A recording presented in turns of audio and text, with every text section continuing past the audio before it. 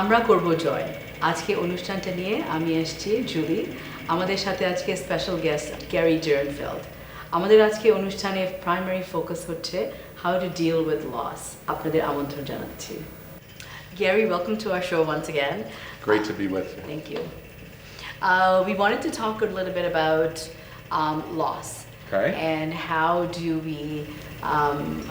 we process loss? And the different types of loss, and so I'm sitting here looking pensive. Loss is such a huge topic. It evokes so many things. What is it that we've lost? And so it could be a near loved one, someone of a similar age. It can be an elder. It could be a child. It could be an opportunity. It could be as an immigrant, as a newcomer, where we used to be. So loss is a huge subject, and how it impacts us depends on the nature of the loss, our relationship to it, and our supports. Our supports would we have in place? So is there a place that you would like me to start? Let's start with loss of loved ones, because that's predominantly one of the hardest losses to overcome. Yeah, and even in talking about loss of a loved one, many people will assume that it was a good relationship. And I got to tell you, I've met with some people who've come to discuss with me their loss, not because that they were grieving. They were actually elated. Not a good relationship, might have been abusive, and we could be talking about a parent, we could be talking about a partner, where because they're actually pleased for the loss, they're now in conflict with other family or society because the expectation is we have to be so upset, distraught, grieving. So the truth of the matter is, loss will be experienced so differently depending on the context. So there's a sense of guilt that they're feeling a bit relieved. Yes, Okay. and that they in a sense have to hide that, and how do they manage that? And part of what we talk about is the ability to be authentic and transparent in your loss. Whatever that, however you experience that loss. So there may be an expectation that you be sad and mournful and whatnot, and maybe you have to be more transparent and say, I'm not experiencing the loss that way. For me, it may be relief. And by the way, if it was an elder who was infirmed and a good relationship, you may be grieving and mourning that that person has passed, and you may be feeling relief for their sake, because they're no longer suffering. So, losing a someone and the impact so depends on that relationship and our stage of life. My father died at age 60. I was 26 years of age. His parents, my grandparents, were still with us. So I lose a father, they lose a son. That's also a special kind of loss. Our children are not supposed to predecease us. Right.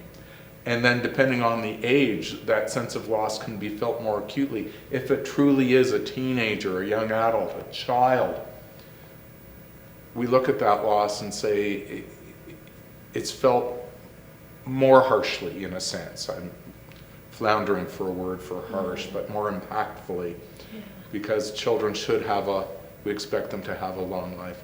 It may be a miscarriage at any stage. A lot of people don't understand and appreciate that too is a profound loss. Our society today doesn't always allow parents to mourn the loss of a miscarriage. Yes. And so a loss is a loss is a loss. So here I am trying to talk about ever so quickly the various kinds of losses, and depending on our stage of life and our relationship to the lost one, it will be experienced so differently. And I guess the common denominator to all of that, or the ability to cope, again, so much depends on one's ability to be transparent and authentic. So let's say it is a miscarriage.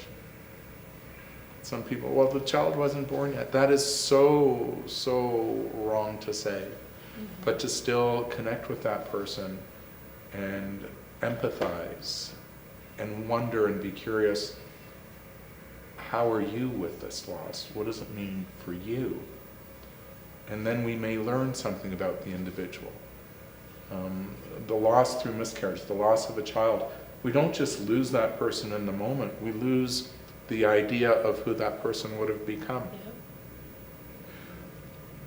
When in 5 years hence, when we would think maybe this child would have been entering into kindergarten, there's a sense of loss reestablished because I'm thinking of where this child would have been at this stage of life, and I relived the loss. Yeah.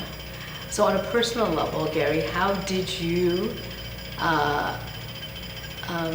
mourn the loss of your father at a fairly young age? Yeah, I was 26-ish. Wow, if memory serves me right. With the passage of time, the numbers, you forget them. Right. So how did I deal with it? My father and I happened to be very close.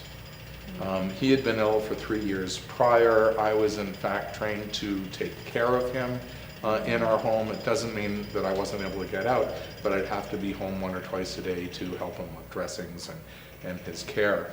And when you do that with a person and you're touching them regularly, you get very close, very connected. When he passed away, I was totally overwhelmed.